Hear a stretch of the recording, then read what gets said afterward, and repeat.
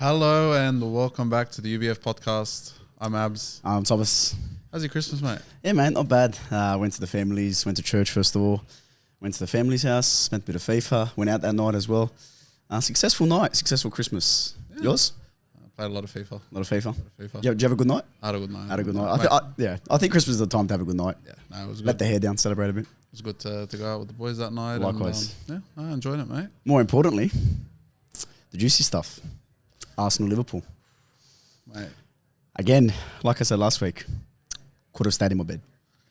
Yeah, but it goes to show you that's two quality teams playing. The more boring the game, the better the game is. Yeah, I think both defences really stood out. I agree. Yeah, it wasn't again, both teams missed chances. 100% the Nunes project's over. Oh, yeah. But defensively, I think both teams were good. I think especially your defence was a bit better in terms of Declan, shielding Saliba, and then you got Gabby there. Mate, absolute rocks. They are for me 100% team of the season at the end of the campaign, without a shadow of a doubt already. Yeah, look, I think as well, I pointed it out last week. I said Zinchenko was going to be the weak link in this team, and Lord and behold, mate, every chance they got literally came from his mistake. The Trent miss came off his mistake in the middle. I think he collided with Odegaard. The goal, he got sent back to Ukraine one way. I think he's still spinning now, to be honest. He never recovered. Have you seen those videos, when you used to go bowling and used to get those, the spinny tops? Yeah. I think he's still spinning, I'll be honest. It's still going, mate. He's rolled his way out of Anfield back to the Emirates. But in all honesty, had it not been for Rice, Saliba and Gabriel that game, I think it would have been very different. They took on a lot of pressure. Yeah. I think Liverpool really had a 20-minute period, I'd say, between that 60th to 75th, 80th minute where they genuinely just pinned us down. Yeah. And they stood up. That's Anfield for you, though. Against Man U last week, very quiet. And we made that on the podcast as well. Very, very quiet they were. However, this week, I think they stood up and they realised we need to carry our team. Yeah. Because before the 45th minute, I think it was pretty much equal. I think you could, if you're a betting man, I think you could put your money on Arsenal after the 45th minute. However, as soon as that 60th minute hit, you are correct. Liverpool turned it on and then bang. Yeah, but it also went in quarters. That game, we started off really well for 20 minutes. I think in that first 20 minutes, we had 6 or 7 shots compared to their two. They then took the pressure and they what was it? I think it was the 27th minute Salah scored. Yep. But it took individual mistakes. That's all it was. It was waiting for another mistake for the goal to come because Kanate fell off Gabriel. Gabriel scored. Zinchenko went one way, Salah went the other. Salah scored. Do you know who had a good game for Liverpool as well? Trent Alexander-Arnold. Yeah, him and he had a newfound confidence in the midfield. I don't know what it was. I don't know if it was Klopp talked to him at halftime and said, "Brother, you got to come and save us again." But he had an absolute blinder of a game, second half especially. Yeah, second half. I agree. I think Kanate made it look a lot better for him. For me, he was man of the match. Kanate. For me. I think Saliba, to be honest with you. Saliba got man of the match. For me, as I watched the game, Kanate for me. Yeah, because Martinelli had a lot of chances. Yeah. A lot of chances. And these are chances he usually takes them on, gets through, and his output's usually class, but lately it's been rubbish. And that game, it just showed he was scared to take him on. Yeah. I don't know what the problem was, in all honesty. Like, the amount of times he got through and he had chances to put himself in behind, he just chose to turn around and pass back. Next week's going to be interesting because obviously Arsenal have West Ham and Kai Havertz has got his 5th yellow card. He's out for the game. Thomas Partey still missing. Yeah. My question to you is, if Smith Rowe comes in, does he come on the left wing? Trossard comes inside? No. Okay, so who would you play? You would play Jorginho, Rice, Odegaard? Yes. Still leave Martinelli out there with his poor output? For me, this is the problem. Both our left wingers are inconsistent. Trossard, you can get him on a day where he's actually good, and you can get him on a day where he's looking, his output's absolutely rubbish. There's no middle ground with Trossard. So you could start him, but you're more than likely subbing him off at halftime for Martinelli if he has a bad game. If he has a good game, you got yourself one hell of a winger. But that's where the problem lies at the moment, is that I don't think there's enough competition for some positions. And I'm not saying, like, we did finish that week top of the table, so I'm not complaining. But when you have players like Martinelli who are putting subpar performances in, you got Jesus who worked himself to the ground. I've got to give him credit. Yeah. But then again, he's a hard worker. He's got no competition, with all due respect to Nketiah. Yeah, okay. Saka has no right wing competition. Nelson knows he's not taking his spot. Yeah. Okay. I think Martinelli is now having that patch where he's not going to perform as well. And he knows Arteta's going to trust him with it because Trossard's a different type of winger. However, as the manager, if you know something's not working for the last 3, 4, 5 weeks, you'd be naive not to change it. You've got to try something. You've got to try something because then their right back becomes very predictable. Their right back goes, okay, Martinelli's going to beat me, and then what do? I just prevent the cutback. I don't block the shot. So you have to try something new, Abdul. That's what I'm saying. Trossard has to get minutes, or Smith Rowe has to get minutes. But with all due respect, we're still winning games. Correct. Okay. But now we're nitpicking at this point. Are you riding your luck? Not necessarily, no. Because unlike some teams, we're taking shots, they're going in. But that's what I mean. Eventually, you're gonna come up against the absolute blinder of performance, like the Luton keeper, Korinsky, who absolutely kept them in it. Yeah. So here's the difference though. Martinelli's not our sole threat. If Martinelli's not firing, Saka's on the other side. If Saka's not firing, you got Jesus. Jesus isn't firing, Havertz is popping up now. Yeah. Odegaard comes in. We're not one of those teams where we're relying like Liverpool. With all due respect to them, they're heavily reliant on Salah scoring. Yeah. No one else but Salah's looked threatening against Arsenal. Yeah. We're a team where there's more than one threat. And like that's what I say, we're nitpicking at this point. Trossard should get minutes. For me, Smith Rowe doesn't belong in the system. You're not going to like that. No, I'm not. I don't think it belongs in our system. He's not that type of player anymore. I'll sign him at Chelsea any day of the week, mate. 65 million. Well, mate, Todd Bowley could sign me for 7 million. I don't really care. So if you chuck 65 million at the table, not a problem. We get him. That's why your club's in the mud. But yeah. Listen, before we move on to West Ham United, it would be wrong not to mention the Odegaard incident. Now, spoken to a lot of boys, a lot of friends. Yeah. Whether you like it or not, I don't know what you're going to say. He slipped. Yes, he did slip. Whether you like it or not, these days, I don't know what the rules are. However, it looked crystal clear that as he slipped, he made an attempt to move his hand to either guard his fall or try and get the ball. Yeah. In my mind, that's a penalty. Okay. In my mind, that's a penalty. Simple as that. For once, I agree with VAR. VAR said... Arsenal fan, of course. He was slipping, and as he was slipping, he narrowed his stance. Mm-hmm. It's not like he made himself bigger and the ball hit him there. He could not avoid that. It's not intentional, and it's not like he was out of position. It was in a natural position. So your point where you make yourself bigger, that is for blocking a shot or trying to close down the striker's angle to actually take a shot. So Salah didn't take a shot. He tried to play Trent Alexander through. Yes. So did the ball hit his hand? Answer my question. Simple yes or no? Yes, it hit his hand. Okay, it's penalty. Okay, but this is where you blame VAR. It's penalty. This is the problem. It's not black and white anymore. Everything's grey when it comes to VAR. So we could sit here arguing all day, but there's one person to blame, that is VAR. Because right now, the problem is that one situation will be a handball. Again, like the penalty against Aston Villa with Jesus a few weeks ago. That was given a year before by VAR for Arsenal against Liverpool. Year later, same thing doesn't happen.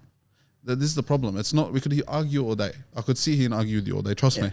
There could be 4 or 5 podcasts alone on refereeing decisions. However, in my opinion, my teams have been hard done by. The Wanderers have been hard done by. Chelsea's been hard done by. Croatia's been hard done by on an international level. For me, whether I like it or not, it's penalty. Yeah, let me raise another thing to you then. What about the Havertz one down the other end? Arm in his ribs, clearly pushed him. Yeah. They're going to say, oh, it was too soft. But you want to call one thing black and white, you want to call one thing a grey area.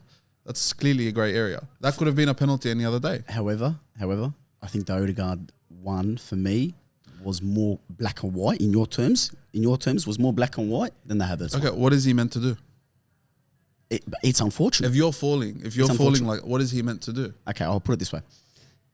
If there is a last man on the thing, and let's say Saka is running, puts his shoulder out to try and get an advantage, to use his body effectively, and the other guy, unfortunately, because of a height difference or something, because of his stronger, gives him too much physicality and he gets a foul. Yeah.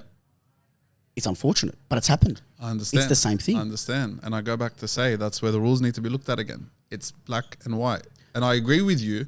Any other day, that should have been a penalty. But I'm working off the precedent that's been set by the FA, by VAR, what they've done in the past. Yeah. And they've made this problem their own. If it wasn't against Arsenal, would you think it's a penalty? No, because I can understand. So one sec. Just for the camera. If this wasn't against Arsenal, you don't think it's a penalty? No. Clip that. Clip that big time. It was that not is incredible. It was not a penalty. Okay, fair enough. It was not a penalty. Fair enough. After our assistant, what does this mean for the league? Villa's just lost this morning. Yeah. Man U, mate. Man U. How do they beat Arsenal, beat City, and lose to Man U? I'm telling you. They are the most inconsistent team I have seen in a long time. Yeah. They can't put 90 minutes together. No. They're looking like prime Barcelona 9-10 in the second 45 of this morning's game. In the first, mate, I've seen MPL Division 2 teams perform better. Yeah. My team that I coach performs better in the second half. Yeah. Sorry, in the first half this morning. Yeah. It's incredible. It's so unique. But we'll quickly go on to West Ham because I want to mention 2 players for you. Jared Bowen, Mohamed Kudus. Underrated? To be honest with you, we looked at both. And I look at Mohamed Kudus and I'm like, that was the perfect Saka backup. Yeah. He is absolutely lightning, man. Quick, speed, he can shoot, he can pass. He's very similar to Bukayo Saka. I'll tell you what, normally it takes transfers a couple of seasons or a couple of games to find their form. Mate, he's hit the ground running. He started well. Jared Bowen's obviously been at West Ham, played at Hull before. He's got 11 goals this year. Yeah. And Kudus has got 6. And for me, they're 2 of the most underrated forwards in the Prem. At the moment, yes. Absolutely. And I think there's a lack of him at the moment. The only other one I can think of is Big Dom Solanke. Cool, mate. Scored again this morning. So what, that's 12 goals now? He's equal second? Yeah. That's incredible. He's killing He's it. carrying Bournemouth. Honestly, he's carrying. Luton Town got another win this morning. That's 2 wins in a row. Happy. They're killing it. These teams are killing it. And that's what I say when we ask what does it mean for the Prem, anything can happen. Yeah. Any team's able to beat any team this year. Yeah. So I genuinely think come January, February, I think if Liverpool and Arsenal have kind of consistently beat the other teams they're playing and built a bit of a stretch away from 3rd and 4th, I think that's your title race.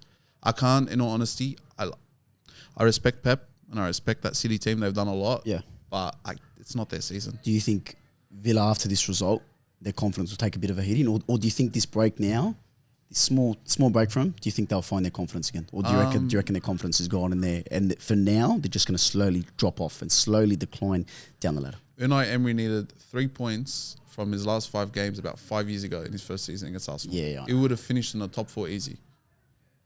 We did not win a single game in that last 5 games.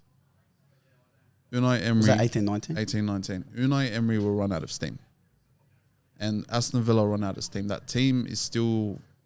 They're not made for the big stage. And I don't mean that out of... They're a cup team. They're a cup team. That's what I said. Unai Emery is a cup manager. He's won that many Europa Leagues and cup finals and all of that. Yeah. They're a cup team, and I don't see them going that far in the league, in all honesty. Wow. I think Liverpool and Arsenal will run away with the title race. Mm-hmm. And I think we might just have enough to take it out. And that's bias aside. I'm just looking at depth. Yeah. I'm looking at quality in depth. Yeah. I'm looking at the way we're playing this season. Like, we've got Odegaard playing different roles. One game he's playing the Bernardo Silva role where they're a bit more deeper. One game you've got Saka tucking in, almost playing like an attacking mid sometimes. Like, we've got versatility, we've got depth, we've got quality. And I think if we do things right, if we balance the team out right, we don't overplay certain players in the Champions League and the Premier League and the FA Cup, I think we can take it out. However, let's quickly go to this morning's result.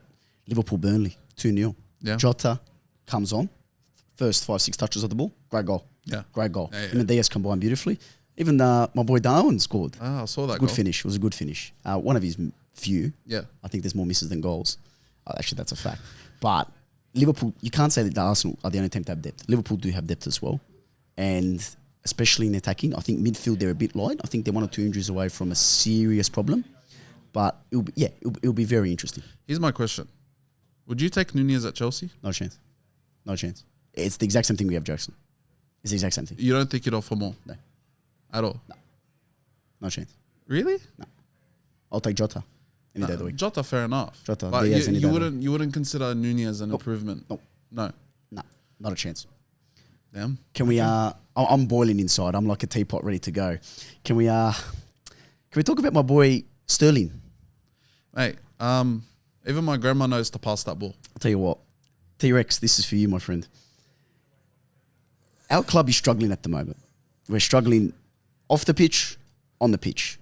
You have one job. You did an amazing press to win the ball. And in your peripheral vision, you can see the best player in our last 6-7 games, Cole Palmer, and you can see Miss Jackson next to him. He had 2 people to find. Yeah, he decides, I've done well at the England Euros. Ooh, I've won a couple of titles in Man City. I'm going to go score myself. Brother, that really worked for you, didn't it? Really worked. If that goal goes in, that changes the game. 100%. That goal goes in, we go 1-0 at halftime. Poch is not the guy to get angry, I don't think. No. Especially because of his accent. He can't really slander people. Yeah, I'll do Poch's job today. That was a disgrace. That was an absolute disgrace how you did not find Cole Palmer or Jackson. An absolute disgrace, Sterling. You are an established international footballer. You do not do that while your club is at its lowest since 1980s, 70s. It's an embarrassment. Yeah, but you sent me a video of him actually saying that. That's the crazy part. He did an interview with Sky Sports. I think, still while I was at Man City. And the reporter asked him, what would you do if you had a player next to you? Or do you take the shot? And he goes, quote unquote, for me, I would pass because you got the guy fuming if I miss, and then you got the whole fans and the team. And then it shows the montage of him missing. Yeah. No, it's crazy. Look, and don't forget. I think Sterling is still holding on to that grudge 2018 with Kane when he didn't pass through against Croatia. Yeah. Shout out Mario Mandzukic. But that was an absolute disgrace. I can't get over it. Look, I'm going to say something about Chelsea. And I think, honestly, as long as Todd Bowley's at the helm, yeah, we're in trouble. You're in trouble. Yeah, of course. And in all honesty, Tom, your transfer policy, everything you're doing, you're bringing in players that are 22, 23, honestly, expecting them to be able to hold themselves to a level that, a 31, 32-year-old player should be able to do. And these are the players you need to be signing. You have that many players under the age. I looked it up and I told you, everyone but Sterling, Thiago Silva, and I'm pretty sure it's your backup keeper, are all 26 and under. That's concerning. Majority of your squad is in their early 20s. Yeah, it's concerning. How on earth do you expect, honestly, players like Mudryk to succeed, Nicholas Jackson to succeed? How do you expect your Enzo Fernandez's, your Conor Gallagher's considered a senior player of that team? He's a captain. That's disgusting. He's a captain. Reece James, he can't stay on the field. There is no one to look up to. How can you be a captain when you play 3 games a year? No, please, tell me. You tell me. That's your club. Unless he marshals and sets out the cones in training, that's not a captain. Mate, he's looking up at the sky. I'll tell you what, I make jokes about Cole Palmer, how he's my next big thing, how he's the Lionel Messi. And you have absolutely hit the nail on the head. He's 22, 23? 21, 20. Yeah. He's young. He's young. And he went missing. The 4-4-2, I think, worked well for Chelsea.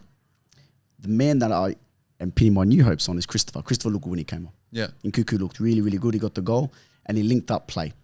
For me, if I was the coach, you take Sterling out, you put Nkunku in, and you leave Jackson, believe it or not.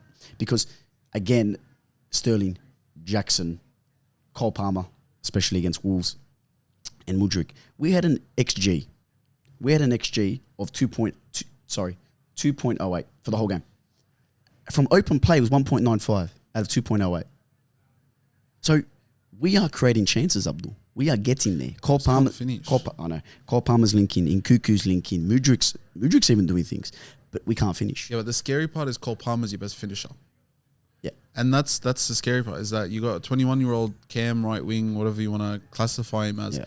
That is your best finisher. Do you want to know what's even more scary? He's got 6 goals this year. Have a guess how many goals are from 4 of them are penalties. 4 of them penalties. Yeah, I know. Honest to God, I genuinely think that as long as Todd Bowley is at the helm of that club, you guys are screwed, because he has way too much control. He has, when I say way too much control, this is like, it's up to him who he buys. I'm not joking. I think he could be going on Twitter, having a look at who wants to buy who, and going on after that, because your last 10 buys, 6 of them were after, Arsenal were after them, City were after them. Or United were after them. It's either that or it's on a Football Manager. Yeah. One of those. It's playing career mode. It's disgusting. For me, though, we're going to preview Chelsea's next game as well. And we'll preview the rest of the leagues. Crystal Palace. We're in trouble.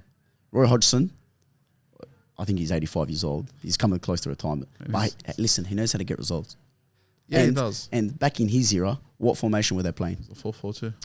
What's our new formation? Yeah, we're in trouble. Yeah, we're in trouble. Nah, look, we're in big trouble. In all honesty, another concern for you guys is your defense. You don't have, you're forcing Thiago Silva can't play 38 games a year. No. He can't. No. But right now, like I said, you've got a bunch of 22-year-old centre-backs and a 38-year-old centre-back. You can't help but have to play him. You're struggling back there. Yeah, you've got, your right backs are constantly injured. Your left backs are constantly injured. You've got Sideshow Bob on one side, Cucurella, mate. And then the Italian mafia on the other. Good so. Good so. Okay, for me, I think Chelsea will be lucky to get a draw. 1-1. I'll be honest. I think 2-1 Palace. 2-1 Palace. 2-1 Palace. Big Elise. Yeah. That's quite literally who's gonna carry it for him. Elise. Yeah. Because he troubles all the big sides. I'll tell you what, Neto for me is going to carry Wolves against Brentford. Yeah. For me, I don't see how Brentford, they're a set piece team. I love Thomas Frank. For me, Thomas Frank's a brilliant man manager as a coach. I don't see how he can overcome Wolves. Gary O'Neill, he's doing wonders over at Molineux. Yeah. So I think 2-0 Wolves. Yeah, look, I think that I did watch that Chelsea Wolves game. Yeah. Counter-attacking team now. Yeah, 100%. They are scary on the counter. Yeah. Like, I think it was Huang just constantly just in and out. I mean, to be fair, it was Chelsea. But, look, I'm an Arsenal fan. Yeah. It was coming. It was honestly coming. It was coming. You guys slandered us for years. Yeah. For years and years and years and years. Do you want to know the sad thing? What? We're worse than you ever were. I know. Our worst was 8th. 8th. Yeah. What did we finish last year? 12th? 12th. This year, you're barely making it top half of the table. Mate, top 10 after Christmas. Top 10. Honest to God. Mate, we're in the title charge. I hate United. I hate Spurs. Yeah. I don't hate Chelsea as a club. Yeah. I cannot stand their fans. But you start hating. Oh, no. They're the laughing stock now. You're the banter club. I appreciate that. Forget United. You've taken it to the next level. We got some good chance though. Oh, no. Cole Palmer is dying. Mate, I've been singing that all week. Mate, it's catchy, eh? Nah, it's Everton City. For me, that's the game of the week. I'll tell you why. Sean Dyche's Toffees, mate. 1-0. Cooking. 1-0 Everton. I swear to God. For me, because it's at Goodison, Man City's recent struggles, for me, I think it's a very interesting game. And for me, I think Big Decore or McNeil. Calvert-Lewin, mate. Calvert-Lewin. He's sneaking it in off a corner. Yeah? Yep. 89th minute? No. 26th minute. 26th minit. 26th minute. And they're going to hold that lead till 6 at the back. 6 at the back, mate. Sean Dyche special. Man, Mark Rodri. Wait, I could do what he done against Sals, get Tarkowski to score a free kick or a corner or whatever off the corner, and then just I'll park that bus. Park a few buses, actually, is what Sean Dyche likes to do. 6 or 7, mate. Look. Spurs, Brighton. You know my answer. Yeah, of course. Spurs are never 6-0 winning. Brighton. Yeah, amazing. I'll tell you what. Ange last week had a really, really good game. Spurs had a really good. Kulusevski's doing well. But for me, he's not built like a footballer. He's built like a boxer. He's built like a UFC. He's weird. He's got a weird, nimble body. And for me, that works really well because he's unpredictable. Yeah, it looks like he owns a corner shop. Brother, well, the corner shop, the corner shop's making money because they're doing good. Look, he's an Arsenal boy. He said it. He's an Arsenal fan growing up. So, I don't mind him. Yeah. But in all honesty, I can't see Spurs winning this game. Wow. It's at the Amex as well. Mate, that's disgusting. Mate, you're from Australia. So for me, 3-1 Spurs. I think Postecoglou's even going to get on the score sheet. Do we need to go over what I said in week 1? No, we don't. If my father owned that club, I still would not support them. Owned, bought, managed, I could not care less. Shares? Sell them. Sell the shares. Mate, I'd leave the house. Leave the house. I want nothing to do with that club. Yeah. And then we got Arsenal, West Ham. Your game? I think it won't be an easy game. No. No. For me, interestingly, I think the Emirates this year has been less of a fortress than last year. For me, from what I've seen. And because it's at home, I think West Ham have got a point to prove. I think Kudos is going to be a problem. Bowen's going to be a problem. Even Ward-Prowse is going to be a problem. So I think Arsenal will just edge it, though, because of the quality. Hopefully Martinelli can find some boots. But I think 2-1. I think 2-1 Arsenal. I think Gabby's hard work last week is going to be rewarded with the goal. Yep. How that comes, I wouldn't have a clue. And I think my Italian mafia mate, Jorginho, is going to do a penalty. So I think 2-1. Yeah, I agree with that. 2-1? I think 2-1. I think they're actually going to score first. Yeah. I agree. No, Yeah. I see that. I think a set piece from Ward-Prowse. Even a Kudus counter from Zinchenko They're turning dangerous. over a ball in midfield. Like I said, the problem is right now we've got 4 or 5 players injured. Yeah. We've got Tomiyasu injured. You've got Timbers coming back soon, hopefully. You've Partey. got Partey. These are players that I would have played at Anfield. I wouldn't have started Zinchenko. No. I would have started Tomiyasu on the Correct. left, who's dealt with Salah before. Yes. And Timber and White, I'm not too fussed with on the other side. Who's done well against Salah. Yes. Which you got to add as well. Aerial threat, he deals with that. They had a field day with that crossbar. Of course they did. Last time they tried that against Tomiyasu, he got every single one that came down. That's Trent's weapon, though. Yeah. That diag. And this is either to Diaz, Nunez, or if he finds Salah, if he manages to drift off on the left, find Salah, that's his weapon. Yeah. So for me, I didn't see why at least you just don't play Zinchenko. Who do you have? That's the problem. Who are we going to bring on? Kivior at Anfield. Although due respect, top player.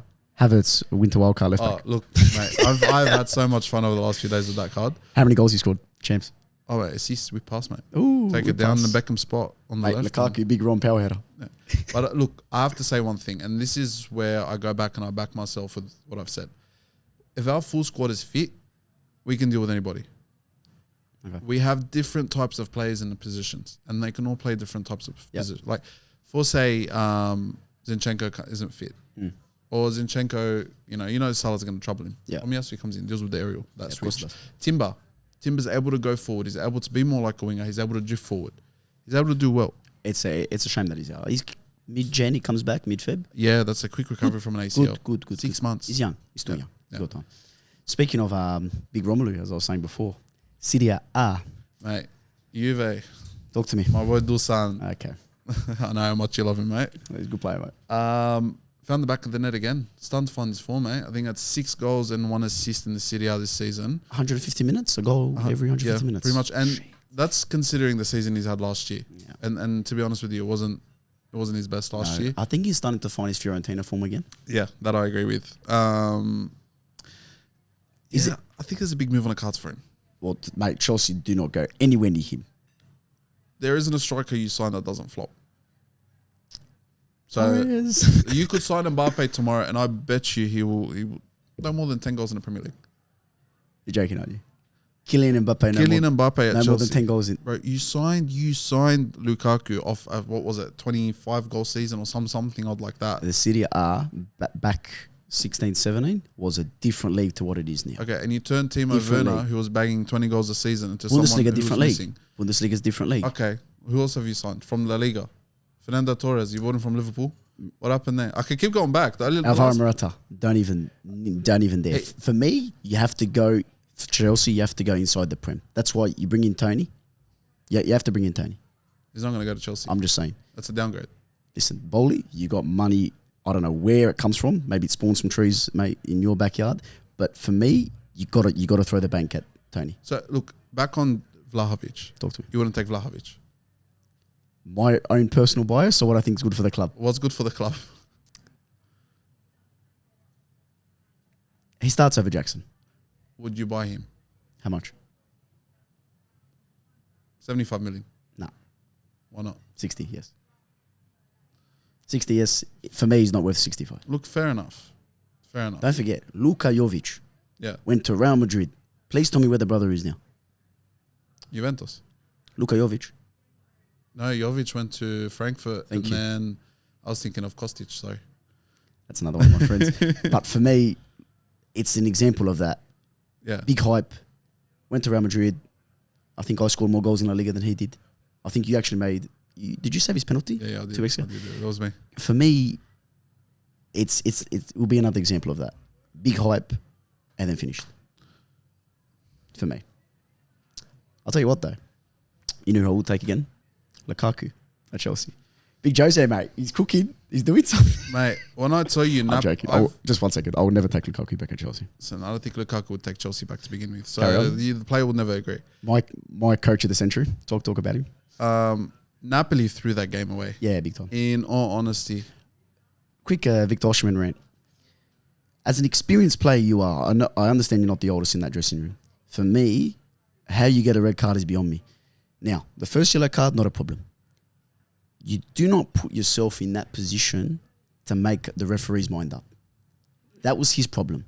Yeah. He gave the referee a choice. You don't give the referee a choice. You gave the referee a choice, and from that moment on, the referee went, ooh, I might steal the show here. Bang. Second yellow card, change the game for Napoli. Yeah. And to be honest with you, Politano didn't help himself either. Yeah, big time. I mean, he turned around, got fouled, and decided to kick the play. I'm like, what are you doing? Stupid. Honestly, what are you doing? And that's a big game. That's a big game. Roma versus Napoli at the moment. And you got to look at the table. 7th. So 6th and 7th. That's you win that game. If you're Napoli, you win that game. You go tied with Fiorentina in 5th. Yeah. And you go start throwing performances like that. Listen, I don't think Napoli or Roma get anywhere near Inter, possibly Juve. But between Milan and Roma, between third and sixth, there's 5 points, Abdul. Long season. Even if you include Napoli, that's 6 points. That's a 2-game turnaround. And these teams still have to play each other. Yeah. So, look, in all honesty, I think that, like I said, there's too much talent at Napoli to throw a game away like that. There's like your Kvaratskhelia, you got your Osimhen's. Oh, that's an interesting pronunciation. Kvaratskhelia. Mate. So, mate. For me, their coach leaving this year, Spalletti went to Italy. Italy aren't doing the best. They might come back in the Euros. Hopefully not against Croatia. Yeah. Let me make that known. But for me, it's interesting because I don't see how anyone catches Inter. Again, Inter versus, let's say, Inter just continue to dominate the league for me. Yeah, but it's only 4 points. That's 2 games dropped. They drop, but I'm expecting Juventus. Look, I'm a Juventus boy. Yeah. So I'm expecting, Inter to be near perfect. The way they have been this season, they've only lost the 1 game. But again, they've got a great mix of talent, depth, age. Yes. They've got a perfect mixture there to win the league. No, 100% I agree. And when you look at the profile they're signing, this is something, for example, I go back to Chelsea, this is something you need to look at.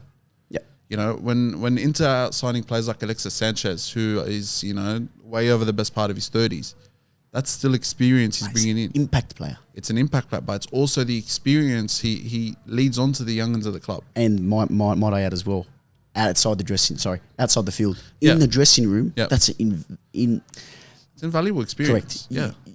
That's something where you can't put a price on. Yeah. That's something where he's the type of player where you put your arm around the younger ones and you guide them through the season. Yeah. Mate, working wonders. And I'm telling you, for me, I know you're a Juve boy, I don't see how Inter lose it. No, look, if they do, it's their fault. It's a big bottle job. Spurs. We have to call them the next Spurs. But in all honesty, you look at players like Barella. Yeah. That's a 20, I think pretty sure he's 26. 26, yeah. Becoming a leader at the club. Yeah. They signed players like DeMarco. You got your pretty Dumfries. Acerbi's still at the club if I'm correct. Jan Sommer came in, 36 years old. That's full of experience. We're talking. And I'm sorry to cut you off, Abdul, but it's not just 1 year. We're forgetting last year they lost 1-0 to Manchester City in Istanbul in the Champions League final. And might I add, if Lukaku wasn't on the pitch, what happens? Could have possibly won it. Look, no, I agree, but they've been building for this for 2 or 3 years after 2020, their last win in the Serie A. But they've been building. Been building, and kudos to them. Who left? Onana. Lukaku. Who they bring in to replace him? Jan Sommer. Yeah. Great signing. Who has a load of experience. And then you've got even bringing your Alexis a couple of seasons ago. Martinez has stepped up. Lautaro. Thuram's come in as well. Marcus Wolf. Yeah, he's, like we said, I think after last week, it's 30 goal contributions between the both. Yes. Just the start of the season alone. 16 games, mate. Sorry, 17 at this point. But we go back. It's the right balance of talent. Correct. And that's what some teams, wink, wink, need to look at. Speaking of who has the right balance, Girona. Still, there's no panic stations. No. They're still equal top with Madrid. Yeah. I hope it does happen for them. But the only thing where I think they might get outdone is Real Madrid towards the end of the year. I think they're just going to have that mentality. They've been there. They've done that. The senior players, okay, they might not have an impact on the pitch, but off the pitch, they're going to guide that squad through. Yeah. Although they do have centre-back problems at the moment. I think it's a third ACL on this squad this season alone. I think even Akma got the call up to play last week for centre-back. But for me, it's I still think Girona would... it's a shame because for me, it's a Leicester. I want it to happen so bad. Look, I think at the end of the day, experience, but injury is a big, big difference. Yeah. They're another injury away from having Shulman and Camavinga play centre-back. They're running out of centre-backs. It's Nacho Fernandez that's left. That's it. Yeah. So that window come January is going to be very, very important. Crucial. And who knows? They might come look shopping in the Premier League like Barca have done before. Yeah. But look who Barca, I'm pretty sure, you just need a bit of experience. I'm pretty sure it was Inigo Martinez that Barca signed last year. Yes. Played at, was it Athletic Club? Athletic Club for most of his career. Yeah. You just need a signing like that, and it makes the biggest difference. If it weren't for these experienced signings around the club, maybe Girona need to look at that as well. True. Bringing in experienced La Liga players, bringing in players like even shopping, down in your Inaki Real Williams. Betis. Maybe Inaki Williams. I think Fernando as well, like your Sevillas, your players Yes, around true. you, players like that, Yep. where they've been around, they've done it before, they've been around success, Yes. and that's what you need. And I think that's what pushed Leicester. You mentioned Leicester. That's what pushed Leicester from a miracle To actually we might go and do this. to actually let's stick around the top 4 for 2-3 years. Yeah. They brought in these experienced players, and the players that won the league, most of them stuck around. Yeah. But look, in all honesty, I hope it happens, but I don't because Belly goal. I'm a Real Madrid boy through and Mate, through. for me, the underdog story, which did actually happen, Bruno, mate, he made the squad. Fornaroli, Is mate. it- I told you. You did call it. You did call it. I called it. I said, and maybe they listened to us. Who knows? Mate, I'll tell you Maybe what. someone at the FFA was like, oh, How did you get Graham Arnold's phone number? That's the question. connections. Mate, I'll tell you what. His form was hard to ignore. Yeah. And alongside Aziz Bajic, Joe Gauci, Lawrence Thomas, you got 4 A-League boys in there. Yeah. My question to you is, we'll go through the squad. My question to you is, Matthew Ryan's got an injury currently. Yeah. If he doesn't make fitness, Joe Gauci, Lawrence Thomas, your call. Gauci. Not a chance, mate. Are you seeing the shirt that I'm wearing? Yeah. Lawrence Thomas has been the best keeper in the league for the last 2 years. Take your bias aside. What do you think's Lo- what's actually going to happen? Lawrence Thomas has been the best keeper. You think Lawrence Thomas? I'll tell you why. If you didn't agree with me on that, first of all, delusional. Second, he's experienced. He has more experience than Joe Gauci for me.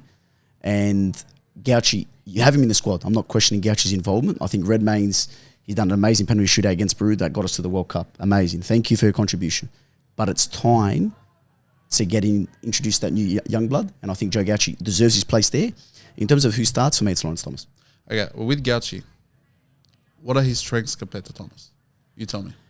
Distribution, I think, is better. Yeah. Joe Gauci. Yeah. As a shot stopper, mate, I'm a avid member of the Western Sydney Wanderers. He's an absolute cat. Lawrence Thomas is a cat. Yeah. How many double saves has he made last year, especially in the league? Yeah. Triple saves. He's incredible. He's unbelievable. The way he makes a save, gets up, rebounds, sets himself again, incredible. Yeah, but football's changing. Yes. I get it. You can be a great shot stopper, and I've seen it myself as well. Whether in any league that you watch, but football's evolving, and Australian football is evolving as well. We're becoming much more of a play out the back team. You bring in your Harry Souters as well. He's a big guy with good feet as well. I think Gauci gets a shout. In all honesty, I think his ability to play out the back will actually put a good case forward. And I think look, fair enough. He's a cat. I'll give you credit. He's an absolute cat. My lives and everything. But I do believe Joe gets a big shout here. Okay. Ideally, if Matty Ryan's fit, Matty Ryan's fit. Listen, for me, I agree with the goalkeeper selection. I agree with the defenders. I agree with the midfielders. Yeah. It's about time that Patrick Yazbak got a game as well. For me, Hello, Qual. Alo Qual, Garang Qual, and most importantly, Irukunda. You get him on the plane. Yeah. I don't care if he doesn't play a minute. He's young. Yeah. You get him on the plane. I'll tell you why, Abdul. That sets him up for 2026 nicely. Yeah. Bit of experience. Okay, I've travelled with the Australia squad. This is what they do. This is how they train. You get him in that environment. For me, there's a player at Croatia. It's starting to introduce the young ones. You got Martin Batunia, Luka Susic, Luka Vušković, who's going to get a call up most certainly for the Euros, at least to be part of that squad. But you get him inside that squad to make him feel part of that camp. And then for 2026, they're ready. They don't have to wait for that tournament to get into the rhythm of things. So for me, you get him on the squad. Look, in all, You have to get him on the squad. Do you agree? I agree with you. And this is the thing, and I said it last week. I said that it's time that we just start blooding these youngins. Absolutely. You're not going to get that Australian superstar waiting for him to be 26, 27. Yeah, too late. And then giving him a chance. Too late. Are you telling me if Fornaroli had the chance 10 years ago, if he was exposed a bit more? But don't forget, he only became an Australian citizen 2 years ago. No, I understand. But for say, if he was... For Uruguay, okay. Yeah, I understand. But these are what these countries do. How do you think? Yeah, very true. I'm not going to compare any Australian to Messi or Ronaldo. No, not a chance. But Messi and Ronaldo got that exposure very young.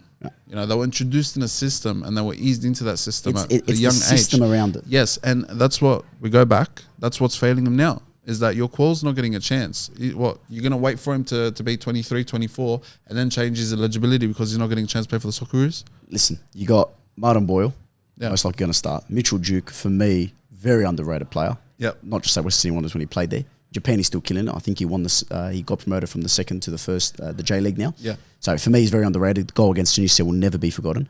But you've also got Craig Goodwin, played in Saudi Arabia now. He's in his 30s. Where were these players 4 or 5 years ago?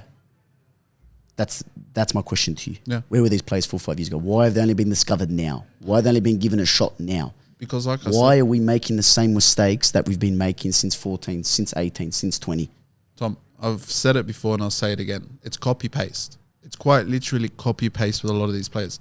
You know, he retires, we bring in the next person that's exactly like him. That's why the fans are pushing for your calls to come in. It's different. And for them to succeed, for them to win this Asian Cup, they need to take these type of players on the plane. You know, if your system's not working, or you're going to take off plan A and bring on a copy of plan A to see if he makes any, that's insanity. That's a definition of insanity. Speaking of, sorry, just caught my attention there. Speaking of why you think Australia won't win the Cup, am I assuming your final is Japan-Australia, Japan-Saudi Arabia, South Korea? What's your final?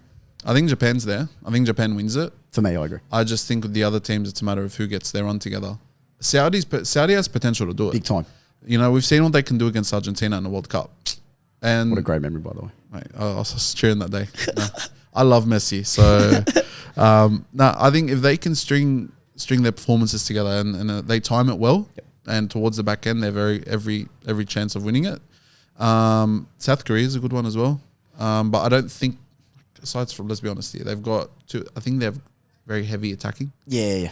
I wouldn't be able to, and Kim Min-jae, but that's about He's it. the only one. Like They can't do it by himself. You can't. Australia again. You're Aussie, mate. At least get him in the final. All right, Australia-Japan final. Correct. I think Japan. Can I give Japan their flowers for a second? In the last 8 years, the last 2 World Cups, Japan have been absolutely brilliant. They've made it to the round of 16 against Croatia, and they made it to the quarterfinals against Belgium. They topped their group against Spain and Germany. They have been absolutely incredible. They've got a footballing system starting from young. Their J League, their first league and their second league is an absolutely competitive league where there's 4 or 5 teams not running away with it. Everyone's within a shout. And let's give a shout out to the generation that's coming through. You've got your Matomas, you've got your Tomiyasus, you've got your Maedas, your Endos, your Kubos. Yep. They're all coming through a system now. And they're prevailing. It's a perfect mix of young and old. Honestly. And this is when we go back and talk about to the Australian system, is that they're giving different Matomas. You know, Matoma and Kubo are 2 very different types of players. Of course. All right, they might seem, you know, they're both quick, they could dribble. Yep. They offer 2 different things. Correct. You know, Tomiyasu, centre back, left back, right back, midfield, whatever you need. But that's why I raised the point. At youth level, they've been given that chance. Yeah. Japan under 13s, 14s, 15s, 16s, 17s. I bet you Tomiyasu, I'm not going to say I'm an avid Japan under 13 watcher. That's a bit weird. But however, he's played centre back, he's played left back, he's played right back, he's played center. I guarantee you, he's moved around that pitch, so he understands where to play. Yeah, I agree. And he's tactically versatile. It's all about giving them a chance. Correct. And that's what you get. I think you agree, Japan. Absolutely, Japan for me. Japan. Look, I don't see a world where Japan at least don't make the final. Yeah. Unless they've absolutely had a stinker. In the terms of giving people a chance, I think our next topic is: do you give Arsenal a chance of winning that Champions League? I'm sure you know this, but to all my Arsenal fans, you've lost the last 7 round of 16 knockout games. We don't talk about that. We do talk about that. We don't talk about that. Form does play a big part. And I understand you're a completely different team, but to use your words, are you a bottle job of the Champions League? That's your question. Look, you know, chapters do close. They do. You know, once you. However, a certain Eric Ten Hag said that. Once eras can come to an end. He did. What era has he ended? Sorry. You know, a book will end. Okay. It ends at a certain point. Mm-hmm. Okay. Just like your book of success ended and your book of absolute rubbish started. 2 Champions Leagues? You 0. fluked the second one. That's fine. 2 Champions Leagues? 0. Our book of success is just beginning. Nothing else. 2 Champions Leagues. Listen, you hang on to that because you're not winning anything for a very long time. Look, give us 2 years. We'll come back. My thing is, for me, it's one of the most boring draws I've seen in a while. Oh yeah. For me, the most exciting game, Napoli Barcelona. Would you any other game picking your attention for me? Copenhagen Man City. I'll tell you what, Man City. I don't know who they're paying. That guy, my friend who does the draws. That is bad. I'll tell you what. I'll give you 4 examples of their last. They versus Basel. Yep. They versus Schalke. Yep. They versus Borussia Mönchengladbach. Yep. They versus Sporting Lisbon. Yep. In 2020, they versus Real Madrid. That was it. Yeah, that's a Conference League group. Conference League? Not even. Brother, that's Korea League team there. Honestly. Simple as that. And they still managed to bottle it. and they still managed to bottle it. But it's incredible. I think they beat Sporting Lisbon, and I do think they beat Copenhagen. But I don't understand how they keep getting a draw. No, I understand, but it makes sense as to why they bottled it. Because they get through the first week, that's fine. The second away leg, that's fine. They start playing Olympique Lyon, they lose 2-1. You know, you bottle it to Spurs 1 year, you bottled it to this year. Honestly, you can only pay someone for so long. The only thing, Abdul, that I'm excited for is if everything pans out the way it's supposed to. Man City win, Inter win, Bayern win, Barca win, Arsenal, PSG, Borussia Dortmund, Madrid. I think there's some very tasty quarterfinal matches there, I'll be honest. No, 100% I agree. If they what's the word? When you when you draw wash the spaghetti. No. If you weed out once you weed out all the crappy teams, I think you're in for a juicy Real Madrid Arsenal. Who wins? Belly goal. Get the cover there. Odegaard. Not a chance. Nah, look, let's do a quick run through the fixtures. Talk to me. Copenhagen, Man City. Yeah, City. Inter, Atletico. Inter. Lazio, Bayern. Napoli, Barca. I hate to say it, Barca. Yeah. Porto, Arsenal. Arsenal, of course. Can I just remind you, Arsenal have been knocked out of the last 7 round of 16. Mate, get over it. Okay. PSG, Sociedad. For me, that is not an easy game for PSG. No. Their mentality is rubbish. Real Sociedad finished top of their group. I was about to say, Sociedad. Their football, their footballing is incredible. Yeah, no, I agree. They won the Spanish Cup 2 years ago. Yeah. They're slowly building. And do I think Socio will win the La Liga? Not a chance. Do I think they win the Champions League? Not a chance. But I think it will be if PSG rock up there with a shit mentality, it's gone. Finished. Yeah. Finished. So they'll be very surprised when Marino gets on the ball. Very surprised when Cooper. My only thing would be if Japan make it to the Asian Cup final, he will miss out the second knockout game. Sorry, the first knockout game, which will be a problem. Personally, for me, I'm taking Sociedad on this one. Man, even though I'm wearing a PSG jersey as we speak, I don't think we have the mentality. Correct, I agree. Absolutely. PSV, Dortmund. Dortmund. Leipzig, Madrid. Real Madrid. Yeah, Madrid. Yeah. Hello, Madrid. Look, speaking of the Champions League, there was a very good chance this week. Oh, that's not a very good chance. A lot of clubs rejected the idea of playing in another type of Champions League. Here we go. So we all know about the ECJ coming forward with the Super League a few years ago. 32 months ago, mate. 32 months ago, and I think it wasn't too far from this date. Yeah. They've come back again, and in all honesty, Tom and I have actually talked about this topic. I provide a different point of view. It's very controversial. Very, very controversial. Get your popcorn, get your coffee. You might need some alcohol as well after this. So sit in, because I'm going to counter his argument. But Abdul, have the floor. I'm going to start here, and I've written a few things down. So in all honesty, our good friend at Man City, Kevin De Bruyne. Yeah. What's been his problem lately? Too many games. Way too many games. Okay. He's been overworked. And why is that? Because we play in the Premier League, we play in the Champions League, we play in another 2 domestic cups. We've got the Euros, the Nations League, the World Cup, and then friendlies in between. And this is, over the span of 36 months. Of course, you got players like De Bruyne who are 31 and 32. They're going to lose legs. They're going to get, they're obviously going to get to a point where their body gives up on them. And you're going to get high quality games. There's going to be 3 tiers in that Super League. You got your top tier, your mid tier, and your lower tier. I'm pretty sure it was gold or platinum, gold, and blue. Yeah. Okay. It's like a casino membership. Look, if you want to talk about money, UEFA are all about money. Why do you think we've got so many leagues? We've got a Nations League, a Euros. They propose the World Cup every 2 years. They're all about money. They're only fearing the ECJ because they're threatening to take money away from them. When you start talking about money to people who love money, it's like you've thrown their own family. Unfortunately, football has become about business. money. It is. Yes. However, for me, this new thing that they proposed, a 64 league team with 32 men's team and a 32 women's team, it's stupidity, honestly. For me, it doesn't make sense. I don't see how. And the boss of UEFA come out and said, I wish they go tomorrow. For me, football is not for sale.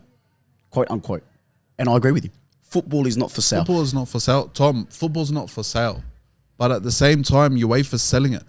You're literally overworking your players. You're selling your players just for some money yourself. Well, because you got a Nations League every 2 years, you got a pot A and pot B. Just because England got knocked out, they're not going to have a break. They're going to go play in pot B with Belarus and Hungary and like all of these countries. It's Tell ridiculous. Me, what were the point of international friendlies before the UEFA Nations League came in? What was the point of it? Just to get some minutes to play Okay, they've made it at least competitive. They've made it to fight for something. And Abdul, I'm going to say something. If Croatia didn't make the World Cup final in 2018, and Croatia didn't make the World Cup semi-final in 2022, that Nations League would have been so important for our country. So the Nations League, it does give countries opportunity to show themselves, at least in a semi-competitive format. So I don't agree with you on that point. And for me, the 4 out of the 6 Prem teams, within 24 hours of that announcement from the ECJ, came out and said no. Your club didn't make a mention. However, this idea won't go away, Abdul. Tom, so we are going to have these things. Yeah. We are going to have these discussions. But I send my plaudits again to the French and Italian governments who started to mobilise immediately, and they are planning to create legislations to literally ban clubs that even make an attempt to split. Honestly, it's ridiculous. In all honesty... The legislation No. This is all about money. UEFA are threatened because of the money side of it. Forget football. They're trying to make you think that, this is all football heritage. They're threatened with the money side of it because it's taking out of their pocket. What if Arsenal, Liverpool, Tottenham, Man City, Man United and Chelsea leave the Premier League? Who's it going to hurt the most? The Premier League. The Premier League. Okay, if these players can't play in the World Cups and the Euros and all of these, who's it going to hurt? Abdul, you're forgetting about the average football fan. For me, yes, there's going to be higher quality games, not a problem. For me, there is nothing better than an underdog story. There is nothing better. So if those teams go away, if the Barca, the Juves, the Madrids, the 6 Premier League teams, who's going to be the contender of the Premier League? Brother, just give it to Fulham. Give it to Fulham, okay? Give it to Fulham, give it to Wolves, and let that be the derby. But Tom, you're looking at it from a very fan's point of view. Abdul, football is for the fans. No, I understand that. But if you play... What's that? No, it's united by football. United by football. United by football. It's not united by money. You would not have the players.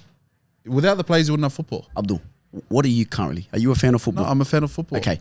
Is there anything better than an underdog team coming up against Arsenal? We'll make it yours.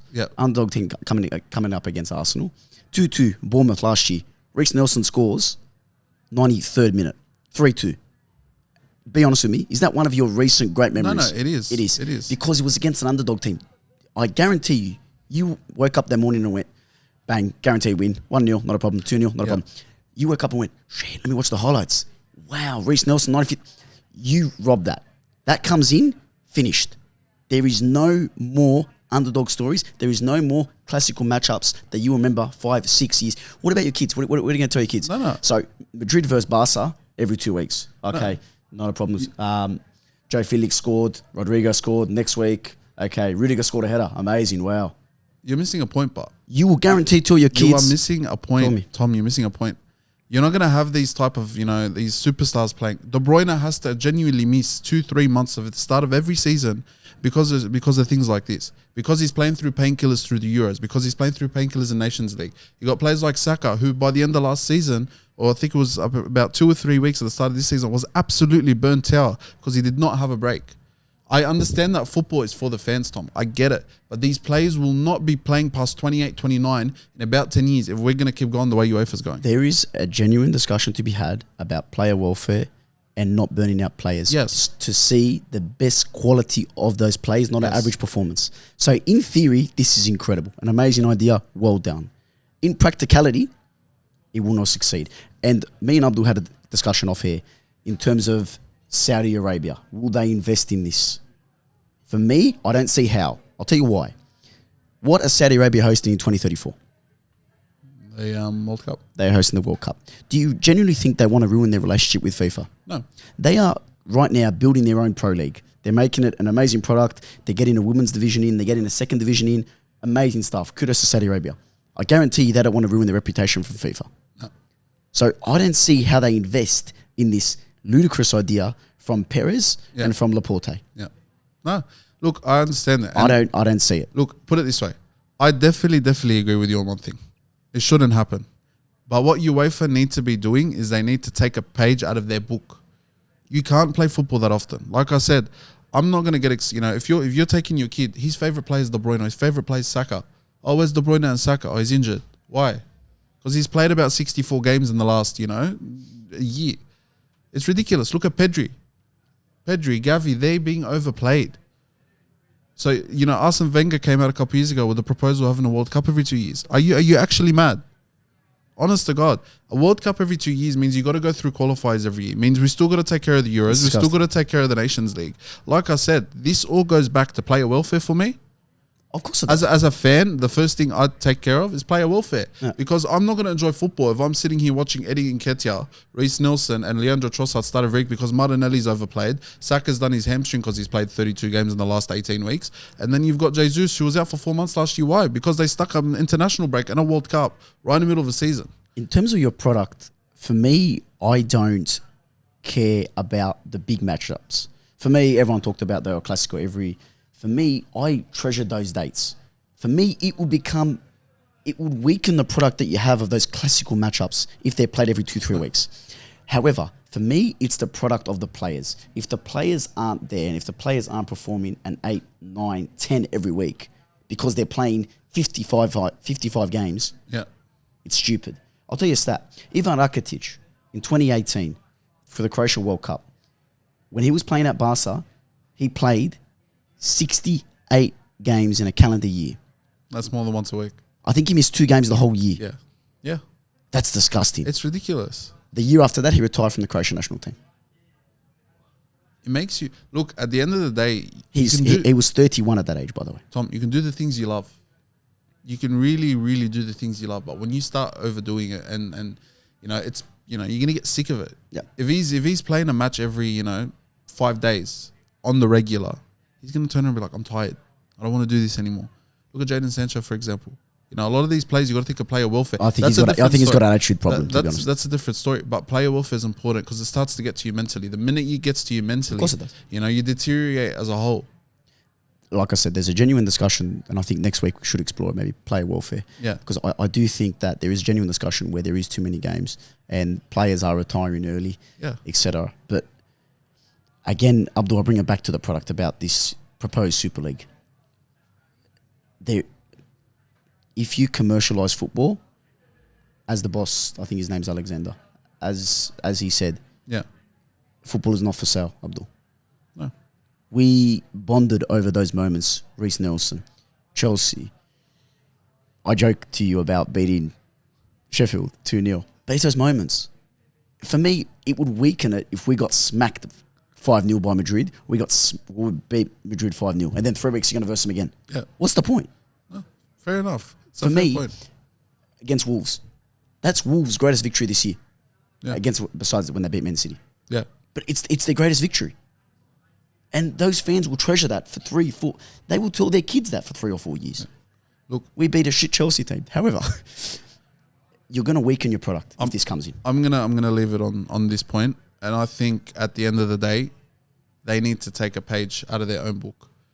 When you're turning around and telling football's not for sale for yourself either. You're overselling these players. You're overdoing it. You're overplaying these players. And you're not gonna have players to actually, be on the field by the end of it.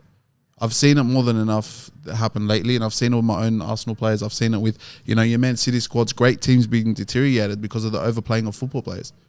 Get your hand out of your pocket. Stop, overplaying with these tournaments that we never needed a Nations League, and honestly, I don't know why it's there. And, start taking care of your players. The fans won't have anyone to look up to if you don't have any more players left. So I think that's where I'm going to leave it. My thing before I leave it, I just want to propose to you one thing. How does this end? Do you generally think it won't go away? The idea won't go away because as the economic crisis only worsens for the rest of humanity, these guys in their protected little bubble up top are going to keep having Zoom calls, going to keep having coffee dates, going to go on their $50 million golf courses. How does this end? In a player strike. This is going to end in a player strike. Well, you saw last year 2 years ago when Gary Neville came out, etc., and he slandered it. Ex-players slandered it. Yeah. James Milner was the first to come out. Jurgen Klopp was the first to come out. And if those owners don't even communicate those ideas with their players, it's as an employer, when you have a change of board or a big topic that you want to talk about in your workplace, who do you tell first? You tell your staff. Sorry. No, absolutely correct. You tell your staff. You don't go out to the media. No. You don't go out with another workplace and go, I want to create this little league so mine and your company can benefit. The employees are your company. Yeah. They deliver your product, whether it's a coffee and you make the coffee, whether it's a shop and you make the product, or whether it's football. Stan Kroenke is not going to go on the field and score 16 goals. It's not him, brother. No. It's not him. But as I've said before, and I've said it multiple times during this podcast, the source of evil in this world is money. Of course it is. And it causes all the problems. And these are things that were never in football initially. When you came in and came watch Ronaldinho back in the day with a smile on his face, he's playing for the football. Of course he earns some money on the side. Yeah. He's on for the football. Now everything, whether it's the players, whether it's the owners, whether it's the clubs, if they're not making money out of something, in all honesty, it's gone. It's the world's source of evil. So the quicker we get money out of football, the quicker we get our hands out of our pockets as clubs, as players, as even authorities in there, the better it is for the fans, the better it is for everyone else involved. So for me, again, not against the salary cap. For me, I don't think a salary cap, because you look what Man City's done to that area, the east side of Manchester. It's incredible. They've built houses. You could argue it's to develop and commercialise their product. You could argue that. But I'm not against money in football. However, I am against stupidity. Look, I have to This is stupidity. I have to disagree with the salary cap, but again, I'll leave that for another day. Okay. But I think we can agree that it's coming from two very different sides of it. We can kind of meet in the middle and agree that it shouldn't happen, but something needs to happen about UEFA. It needs to change. So, look, I think we're going to leave it there for this week. Mate, it's been a pleasure. Likewise. Before we go, Happy New Year to all our fans and to everyone else. I hope 2024 is a prosperous year for all of you. Wishing you health and make memories. Yeah, and look, it's been a great end to 2023. For us especially. We kickstarted this episode number 4 and hopefully many more. And, come Euros time, we'll have a few more interactions. We'll do something special. Watch-alongs, hopefully. Absolutely. We've got a lot of things planned for 2024. Did I hear when Croatia wins the Euros? Did you just say that? Thank you, my friend. I love all the Croatians out there. Love them to death. But you're not winning the Euros. And on that note, I've been Thomas. And I've been Abdul. And thank you for watching the United by Football podcast. Thank you. Bravo. Well done.